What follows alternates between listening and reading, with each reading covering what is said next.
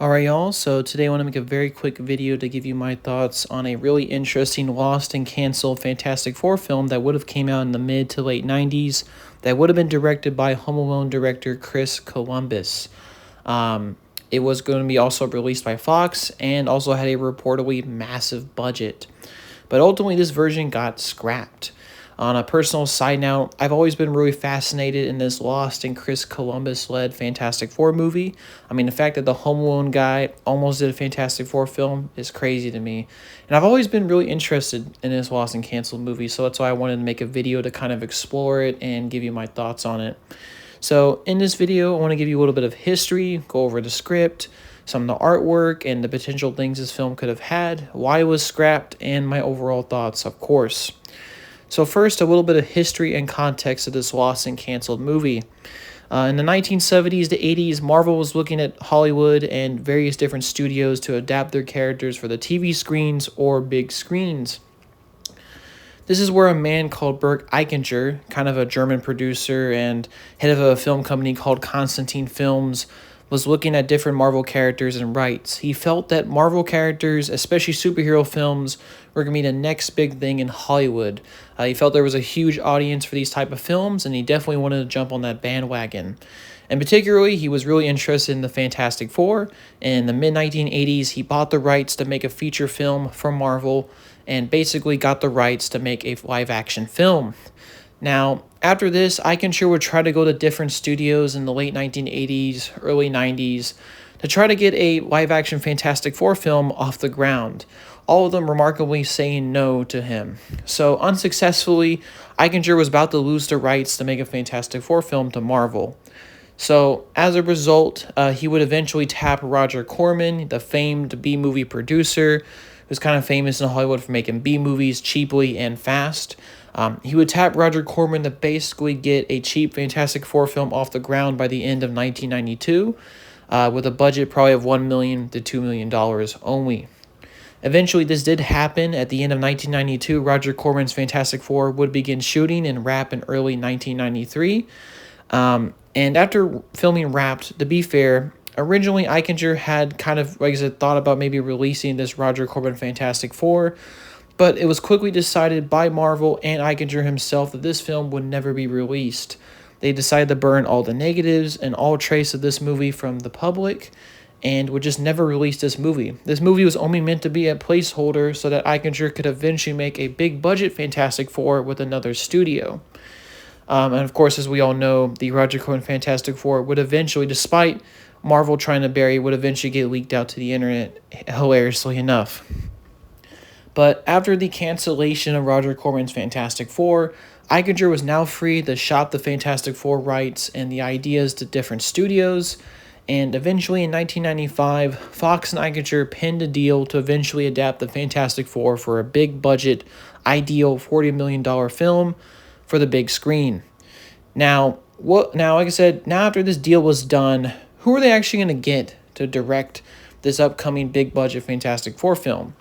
Well, Fox would eventually hire Chris Columbus, who was on a bit of a hot streak in the 1990s with successful films like Home Alone, was eventually signed on to direct the film, alongside his production company 1492 and Fox that would actually produce the picture. Now, Chris Columbus, just to give you a little bit of background, I think was a pretty good choice for this movie. I mean, in the 1990s, a lot of his films are kind of themed around family, and I mean, the Fantastic Four are a family, so it makes most sense. Also, Chris Columbus grew up loving Marvel Comics. He would read tons of Marvel Comics as a kid. He actually grew up initially wanting to be a comic book artist / writer, but eventually obviously pivoting to film writer and eventually to a film director. But just kind of an interesting parallel, and I think that overall this kind of shows that he was definitely a good choice for a Marvel movie and definitely understood and showed respect to the source material. That being said, Chris Columbus was kind of looking for writers to help realize his vision for the Fantastic Four film in 1995, and eventually Michael Chabon came into 1492 and pitched his version of Fantastic Four. Now, eventually after hearing his pitch, Chris Columbus would love it and actually order Michael Chabon to pen a full-on treatment. And in late 1995, Michael Chabon turned in a treatment for his version of Fantastic Four to Chris Columbus. And this version of Fantastic Four, I already did a video covering it, but basically involved time travel, Doctor Doom, and Fantastic Four. Basically, a lot of sci-fi tropes in a Fantastic Four film, and also kind of a modern 1960s future. While the treatment was definitely very ambitious and definitely had some positive comments made about it, Chris Columbus and Fox ultimately passed on Michael Chambers' treatment. Eventually, they decided to look for other writers to help pen the script and eventually landed on Michael France. Now, Michael France was kind of a popular writer at this point. He did films like Cliffhanger for Sylvester Stallone and GoldenEye, all really good films in my opinion. So Michael France was tapped to write the screenplay for the Chris Columbus directed Fantastic Four film. And in May 1996, he would turn in his first draft for Fantastic Four. Now, this is the part of the video where we're going to get into the story of this lost and canceled Fantastic Four film with Chris Columbus still attached to direct it. So the script for this film, which was written by Michael France, starts out with the four members of the Fantastic Four all being introduced, about to go on a big space mission to basically transport things to the International Space Station. All the basic personalities from the comics are basically here. Johnny's introduction is straight what we got in the 2005 movie. He's kissing some girl while driving. While Reed Richards and Sue Storm in this version are already engaged. They're not estranged lovers.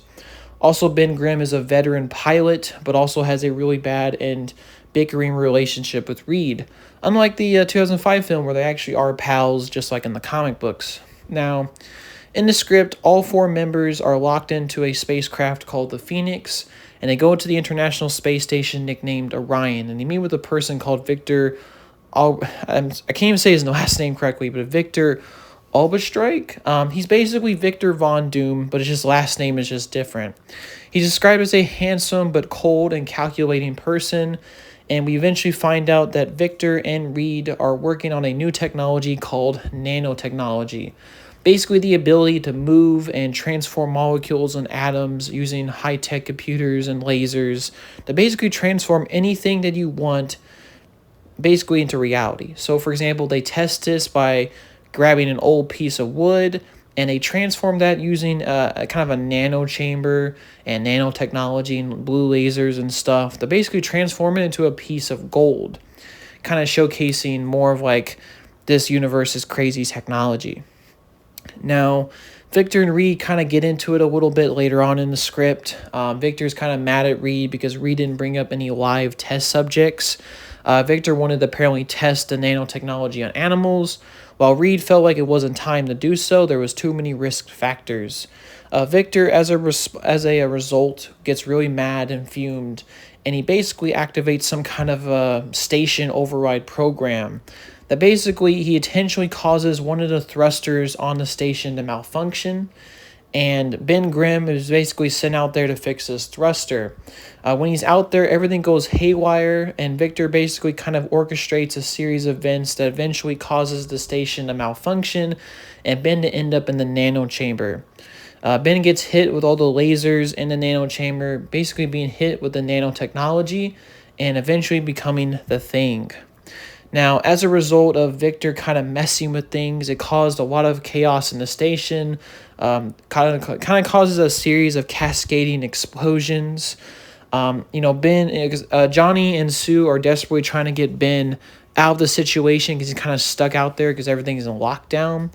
Eventually, Johnny takes the spacecraft, the Phoenix, to lock in with the nano chamber, grabs Ben in, and eventually tries to get Sue, who's currently in the International Space Station because the station's kind of crashing and heading towards Earth. But as a result of trying to get his sister, Johnny gets hit with the malfunctioning nano chamber and its lasers alongside Sue. Reed is also with Sue at this point and gets hit with the nano lasers after trying to find Victor, who's currently nowhere to be seen in the exploding station. Eventually, the four members get back in the Phoenix or spacecraft, and eventually undock from the station and head back and kind of crash down back on Earth on the side of a mountain, with already showing signs of the four of them getting powers from the nanotechnology. So, for example, Sue kind of stops the spacecraft from falling off a cliff by kind of creating an invisible wall, also using her powers to kind of keep it together.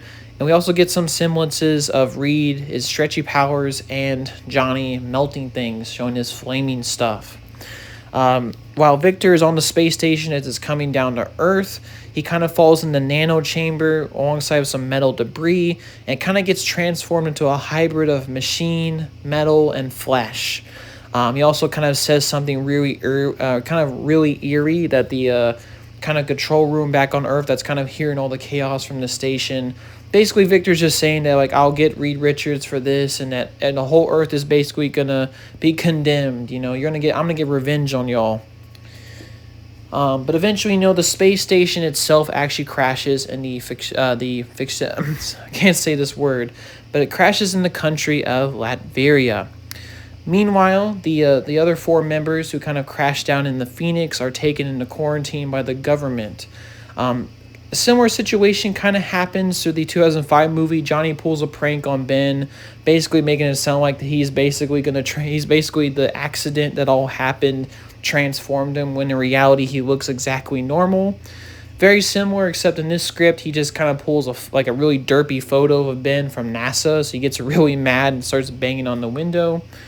Johnny also gets introduced to his powers in a very similar way in this script compared to the 2005 movie. For example, he's with a female and they're kind of skiing down a snowy mountain. Eventually, Johnny catches on fire and flies out and basically unveils his powers. So it kind of happens very similar to the 2005 movie.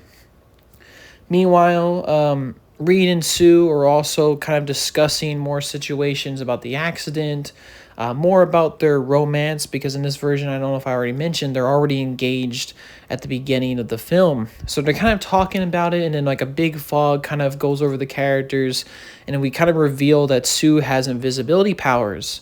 Also, as a response to this situation, Reed finds out that he has stretching powers. So a little bit different in the 2005 movie, which they kind of figure out their powers when they're kind of having a little bit of a weird romantic dinner, so to speak. And of course you have the Thing. Now, eventually Ben, who seems to be fine, goes back to his apartment/house probably, until eventually he discovers his skin is changing. It's turning into blotches of orange, and there's hard rocks forming on top of his skin. Eventually, kind of a mean character, I forget the name of it, but kind of a mean government guy alongside agents shows up to his house to basically get Ben. Ben is angry. He actually smashes some of the cars and takes out some of the agents until eventually he gets put down by tranks and eventually gets taken back to the quarantine. Some time passes, and then eventually see Ben is fully formed into the Thing. So a little bit different compared to the 2005 movie, especially with the whole thing with Ben and his wife and stuff. That's not really in this version of the script that I read, but still really fascinating. Now, in this kind of quarantine zone, all 4 of the members are kind of figuring out their powers. We see that Reed is kind of pulling himself together with a taffy machine, kind of seeing how far he can stretch.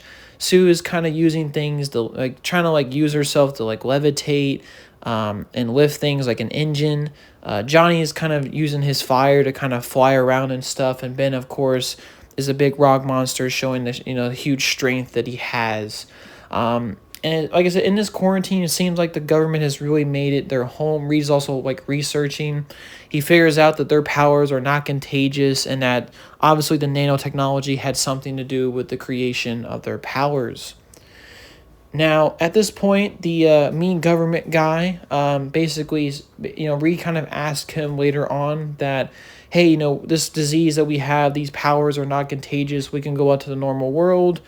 While the mean government guy is saying that basically, nope, you cannot go out to the world because we already proclaimed you dead officially. So basically the government kind of pronounces them dead, basically making up that, they died in the accident. And they gave a whole ceremony and all that.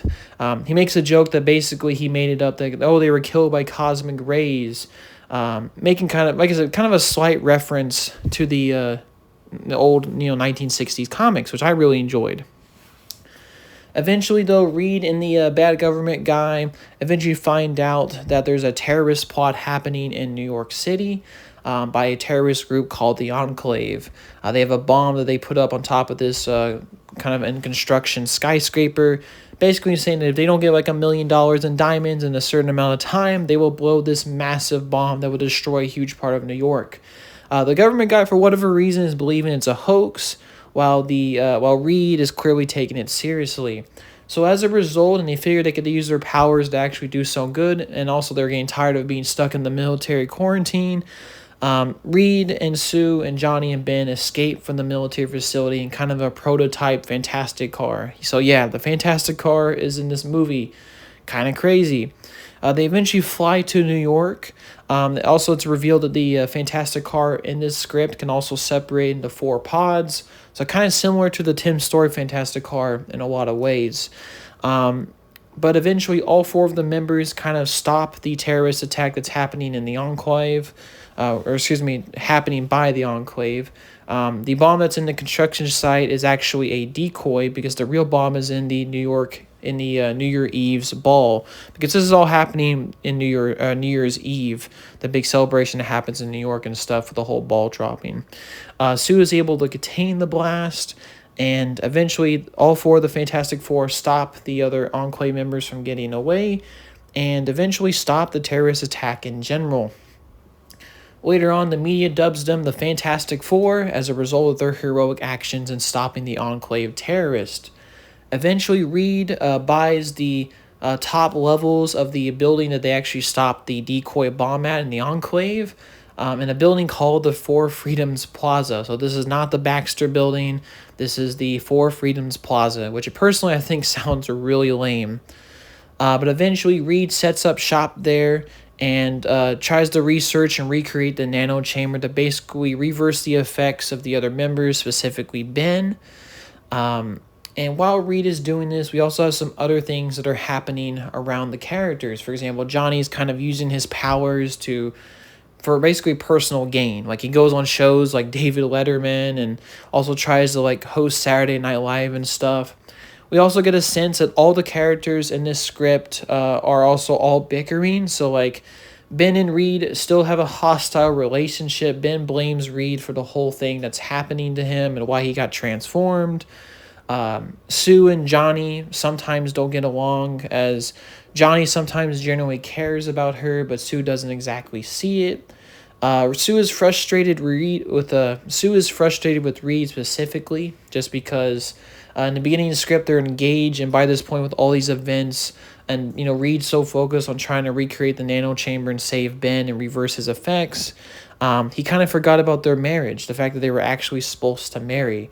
And Sue kind of confronts Reed about it, basically saying that you forgot about our wedding and you don't care about us. And then, you have the whole thing, Johnny and Ben also still getting into it, especially with like a big fight in the Four Freedoms Plaza gym and stuff. And then at some point in the script as well, Ben also meets Alicia Masters, the blind woman that would eventually, like in the comics, Ben forms a relationship. And a kind of really nice scene with Alicia kind of showing off her sculptures as she's doing for her art exposition. Eventually, though, with all this drama going on, Dr. Doom himself shows up in the script. He shows up at the UN building with tons of Doom bots and a massive Doom airship. Basically, in the script too, it's kind of foreshadowed that when the space station crashed in Latveria, that something happened in Latveria. The democracy in Latveria got overthrown by someone, but they don't know who it is. And eventually, as Doom approaches the UN building, which is currently in a meeting, Doom announces that he was the one that overthrew Latveria. He's the new ruler of Latveria, and that he basically is proclaiming to the whole world that he basically wants the whole world to surrender to him and basically go into a new regime led by him. He proclaims that his new nanotechnology will give humans the ability to enhance themselves, and that a new age of prosperity will come if everyone will just follow their rules. As a result of all this, he basically gives the world leaders, who are clearly shocked by this power and display. I think he also kills the guy who is speaking at the UN meeting. But basically kills him. He gives the world leaders a timetable to basically say whether they're going to accept his proposal or not. And then he just uses his nanotechnology to destroy the UN building itself. Kind of like a acid in a way it's described. Basically, this nanotechnology eats away at the building piece by piece. He basically wants to destroy it because he feels like a UN won't be necessary under Doom's rule. Eventually, with all these crazy events happening and Reed kind of, connecting the dots, so to speak, Reed gathers the other members of the Fantastic Four who are currently in their own processes of emotions to basically team up and stop this whole attack and save as many people as they possibly can. So in this, there's like a big, crazy, big fight scene. I mean, they're fighting giant Doom bots that Doom has sent down the Fantastic Four. Meanwhile, Johnny's trying to save some security guard in the middle of this building that's collapsing thanks to the nanotechnology. And in general, it's just a very crazy and expensive action scene. I actually really like it. It's like something I've really not quite seen in a superhero film. Regardless, after the fight, Doom leaves with this massive airship after collecting a sample from Ben. And after all of this is said and done, the four of them reunite. After this, Ben, Reed kind of connects the dots, like mentioned before. He realizes that Victor is actually Doctor Doom and that, he controls Latveria now. I also forgot to mention, kind of before the whole UN thing happened, there was some talk about, like I said, Latveria gets overthrown. Doom is ruling it now. We do get to see a little bit of Latveria in this script. Like, we get this scene where, like, the citizens of Latveria are being, like, being watched by Doom bots and like Doom drones. There's kind of a funny scene where like this guy like drops a newspaper as trash, and then the Doom like drone basically hovers on him, about to like laser him, and he picks it up and basically the Doom drone flies away. So showing like the big tyranny and the whole, the constant supervision that the people of Latveria are now under. There's also a scene where like NATO kind of sends some aircraft into Latveria because the whole democracy was overthrown there in like a violent coup by Doctor Doom.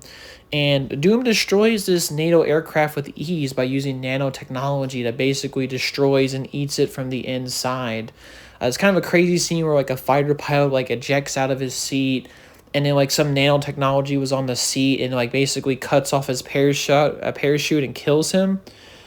Really crazy scene. Also in this script too, Doctor Doom kind of has like an assistant. And an assistant basically is like the thing you see in like tons of TV shows and movies with the big villain.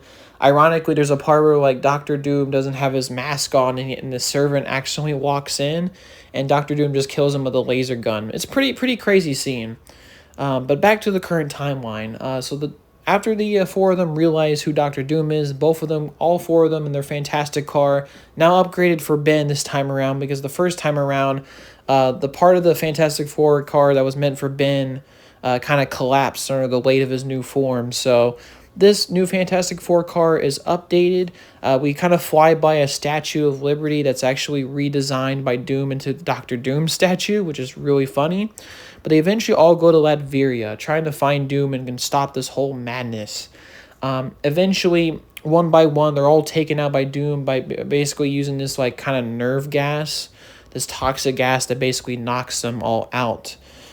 After this, basically the four of them wake up in Doctor Doom's airship, and basically all four of them, or excuse me, not all four of them, but two of them, Sue and Johnny, are at the bottom of the ocean in some kind of facility, and Reed is being captured in kind of a crazy device that Doctor Doom has that basically pins him down. He's not able to move, and Ben is also being held with like these really crazy looking gauntlets. Now, Doctor Doom kind of explains to Reed his master plan, that basically he's using Johnny Storm's heat to basically heat up the entire ocean and to create something that he calls a hypercane, kind of like a huge monster hurricane that will basically destroy the East Coast. It's described as being huge and massive, and it's got like green and blue and red lightning in it, and also like a massive eye for the hurricane. So like I said, just kind of like a picture like a real life hurricane, but like times 10, right? But basically he's using Johnny Storm's heat to create this. Now there's kind of an elaborate scene, but eventually Johnny Storm kind of breaks out of his restraints and rescues his sister Sue, and they get into kind of an airplane. Meanwhile, Reed and Ben are back on the airship. Ben eventually is confronted by Doctor Doom, and just like the 2005 movie, ironically, excuse me, But just like the 2005 movie, Doctor Doom asks Ben if he wants to revert back to his human form, which Ben actually says yes. So just like in the 2005 movie. So Ben goes back into the nano chamber, which with a kind of like a data cartridge that Doom was able to keep that keeps all of Ben's genetic information. So Doom is actually able to revert Ben back. Eventually, with no use for Ben and the Thing basically being wiped from the table, Doom using Doom uses his Doom bots to basically try to push Ben off the airship. Eventually, Ben realizes what he did was wrong. He should have kept his powers and actually helped his friend. So he eventually fights the Doom bots, takes the data cartridge and goes back into the nano chamber and makes the decision to actually turn back into the Thing. So just like the 2005 movie. And like that film as well, he eventually confronts Doom. Now, Doom in this version presents a new creature that he worked on called an Adaptoid, which is basically this crazy giant monster thing made out of nanotechnology that can adapt to people's attacks. So, like, for example, Ben will try to hit it with something and will try to replicate the material it got hit by. So kind of like this crazy intense sequence, but eventually Doom defeats the Adaptoid, rescues Reed from the prison, and what kind of follows is Reed trying to figure out how to stop the Hypercane. He eventually contacts Johnny and Sue in the airplane. He tells Johnny that Johnny basically needs to use these thermal bombs that Reed will drop from Doom's airship. He needs to absorb the power from those bombs and then go into supernova, which is mentioned earlier in the script and also in the 2005 film, ironically, that like if Johnny generates enough heat, he'll go like nova, he'll go like supernova. But he needs to like gather up the heat from these bombs, and basically the heat of this, all the energy that Johnny will build and store, he'll be able to release it, and the intense heat will cause the Hypercane to collapse in itself. Eventually Johnny, of course, Reed kind of coordinates this, drops the bombs. Meanwhile, there's kind of a fight between Doom and Reed and Ben. Doom, who's kind of fighting him using his like liquid metal nanotechnology abilities. Like he kind of like forms like a hand and makes it into like a scythe to attack Reed. Pretty cool scene. Also some interesting dialogue between the two of them. Eventually, Reed defeats Doom, and eventually the bombs are released. Johnny gathers up the heat and eventually releases it, causing the Hypercane to quickly collapse. But as a result, Johnny falls unconscious and falls down the eye of the hurricane. Eventually, at the last moment, Sue rescues him. Meanwhile, Ben grabs Reed and gets off the airship just in time to basically reach Sue and Johnny in their airplane, escaping from the whole situation. Meanwhile, Doom, in the middle of the chaos, we're told, that Doom looks like his armor in the movie is described, the armor in this script is described as like H.R. Giger with like alien features. So like imagine like Darth Vader's suit, but like tons of samurai and H.R. Giger elements apparently. But when we find out, we're told in this script that he had like this monstrous alien hybrid face, but what's actually revealed is that when Doom takes off his mask, he's actually just a completely normal guy underneath the mask. Like there's only like a scar, I think, on his cheek or something, but he looks completely fine. So it's kind of a very interesting dilemma, like his narcissism and his his narcissism and his view and his worldview, so to speak, makes him think that he actually looks like a monster when in objective reality he actually looks normal. A really cool and interesting detail there.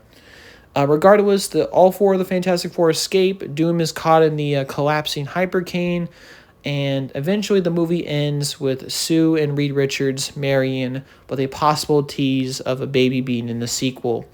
So that is the Michael France script for Fantastic Four, kind of a plot synopsis, so to speak. Now, when Michael France turned his script in, there were some issues. Now, I'll kind of get into my overall thoughts about it later. But after Michael France turned his script in, Chris Columbus and Fox liked it, but there was definitely some issues. For one, the script is super long. I mean, it's like 160 pages. That might have been like a 3-hour film. Also, the script is filled with tons of action sequences that would have been really expensive. Regardless, though, development of this movie moved forward. Michael France turned in a revised draft that was like 130 pages later on in 1996. Around 1996, 1997, Chris Columbus started hiring concept artists and people to actually design the visual look of the movie. He got Tim Flattery, who he worked with on Jingle All the Way, who actually helped design the Turbo Man costume for that film as well. But he did some of the concept art for this movie, which is kind of some of the things that's shown off in this image for the video. He designed what potentially could have been their suits. Obviously, this is all really early stuff, not the definitive look they would have went with.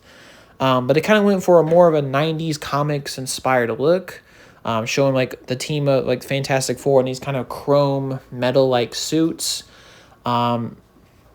And then like Doctor Doom kind of there being shown, like Doctor Doom's look also being designed, kind of showcasing what was described in the script, like being this kind of hybrid of man and machine. There's also some potential 3D renderings of the Four Freedoms Plaza in this case, or the Baxter Building in this version of Fantastic Four as well, kind of showcasing a really cool optical kind of illusion that makes up a 4 kind of symbol. Really cool stuff. Also kind of showing a more alternate design for the suits that could have been chosen, kind of showing the more white collar looks and more sleek designs. Now for potential actors for this movie. Now, Chris Columbus was looking at a few. For Reed Richards and Sue Storm, he wanted a real-life couple to play them so that their chemistry would be great on screen.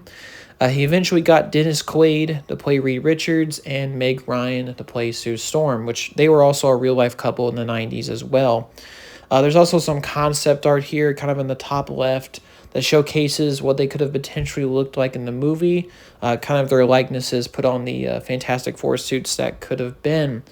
In terms of Johnny and Ben, there weren't exactly any particular actors that were mentioned, but for Doctor Doom, Alan Rickman or Jeffrey Rush were considered for the role. So that being said, we have some potential actors for this movie. We also have some potential concept art that was made. So it seemed like this movie was definitely moving forward, and it was kind of moving forward in early pre-production. But that's when things all went awry. Now I'm going to kind of get into why Chris Columbus's Fantastic Four ultimately got canceled. Well, eventually, in 1997, as these film production was moving forward, Fox was getting really worried about the potential budget for this movie. Like I already mentioned, Francis' script was really long, even at the revised length. There was tons of crazy action sequences that the budget was going to be massive.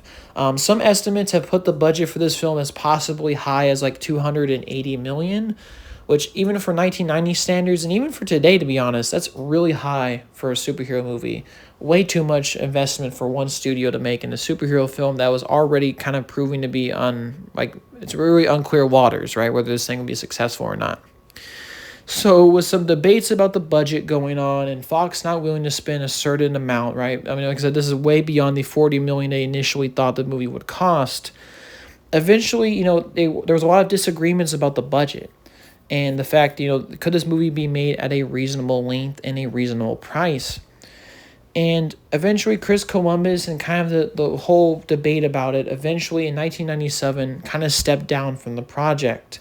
Michael France also wasn't asked for another script, and Chris Columbus in 1997 stepped down as director for the project.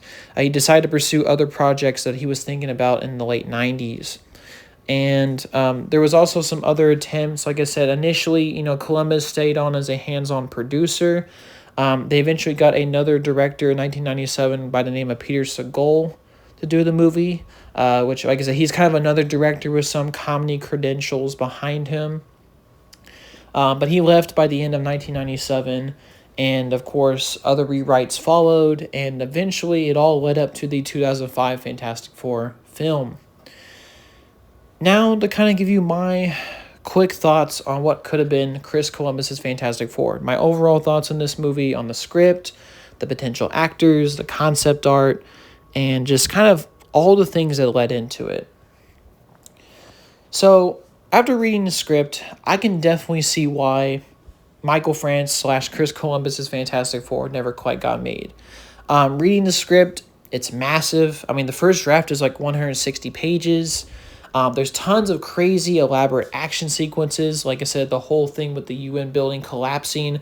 I have no idea how some of these sequences, especially with like the nanotechnology theme going on with the movie, I have no idea how they would have been able to accomplish all this stuff in the 90s. Just because it all seems really ambitious. Even today, if this movie was going to be made, it obviously could be made, especially with like modern CGI, but it would have been incredibly expensive still. And I don't even know how they could have done it in the 90s, especially with like CGI being in its infancy stage and like, I don't know, to be honest. So I can totally see why the project was canceled. It just kind of lingered in development hell. Chris Columbus obviously left because there was other projects that he was interested in, and Fox really just didn't have a solid vision or a solid budget for what they wanted to do with the movie. And the Michael France script that was already on the table was way too expensive. So I can totally see why it was canceled. Personally, I do though really enjoy Michael France's script. I think he did a good job at representing the characters. They're definitely pretty true to their comic origins. Doctor Doom in this script is a badass. I mean, I'm just being blunt here. The one in the 2005 movie wasn't really that good. He was just kind of cracking jokes and making sarcastic puns, and it just feels like not like Doctor Doom should be. He should be kind of an egomaniac, someone that's threatening but also full of himself. And I definitely got that vibe from Michael France's script. I really enjoy Doctor Doom. I mean, hell, even Latveria is in this script, which is awesome. They actually acknowledge its existence for once. Some of the action scenes, too, I think are really good. Like I said, I love the UN part of the script. The fight with the Adaptoid and the Thing was pretty good. And the showcase of all the powers being used in the script are pretty awesome, especially how they use, like, Johnny's flame and, like, Ben's stretching abilities and the Thing and Invisible Woman stuff. It's really good. I don't mind the idea that, Reed and Sue are already engaged. I think it just speeds up things, but I don't mind it. In terms of, like, the whole idea with Doctor Doom, I really like the idea of the face thing. Like, the fact that, like, due to his narcissism and, like, his worldview, he sees himself as a monster, but in, like, an objective reality, he sees, like, to us, it's, like, just a normal face. That was really cool. Makes a lot of really interesting commentary about Doctor Doom.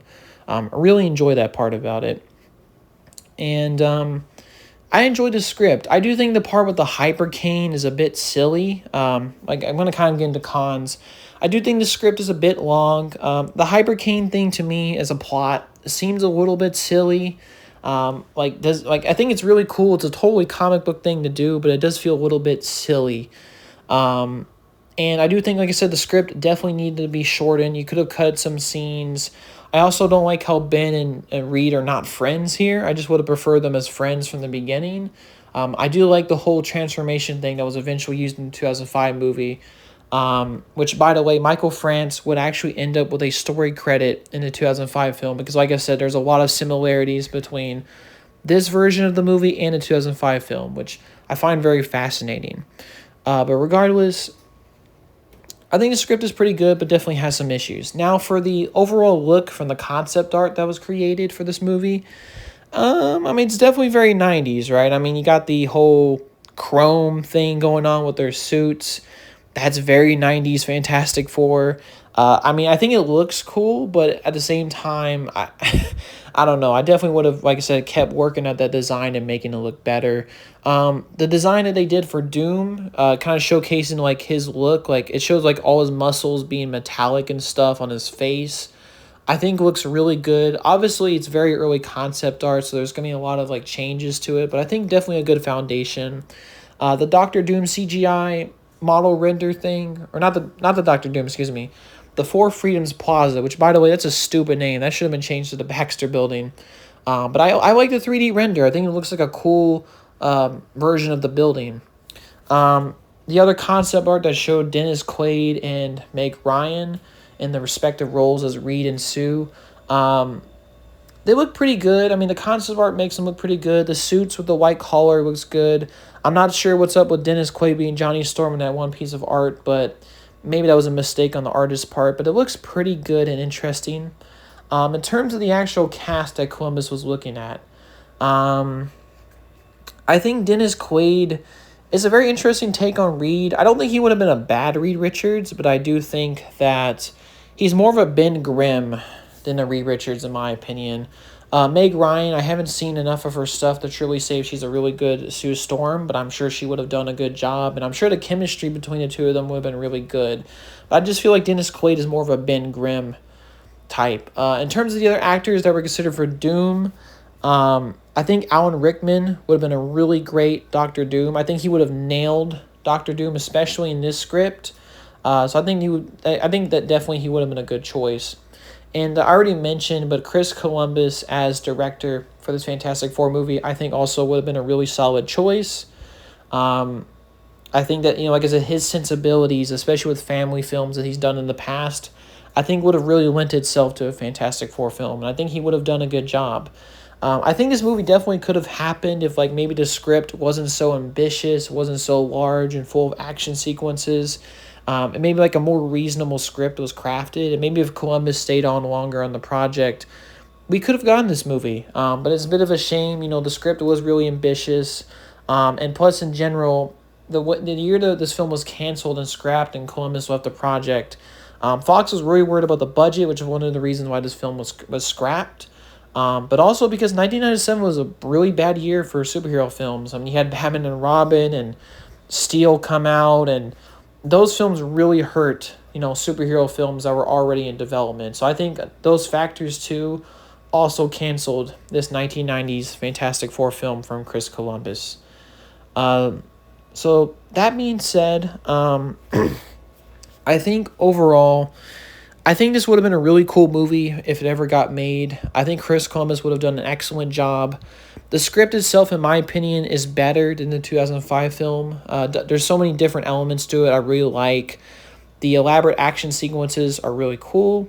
Doctor Doom is a major step up in this script compared to what we got in the 2005 movie. And just in general, the tone, the whole bombastic style of it, I think it's really good. I do totally see that. I think if you trim it down, make it shorter, make it more tight of a plot, and maybe change a few things, like maybe Ben and Reed are friends and stuff, I think this could have been like a top 10 comic book film.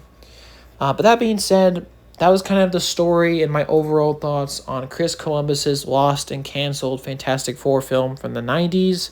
I know this is a pretty long video than the usual format, but I just kind of wanted to go over everything and give you a little history on everything and kind of give you my overall thoughts on this really interesting and lost film. All right, y'all, so hope you all have a nice day. Peace.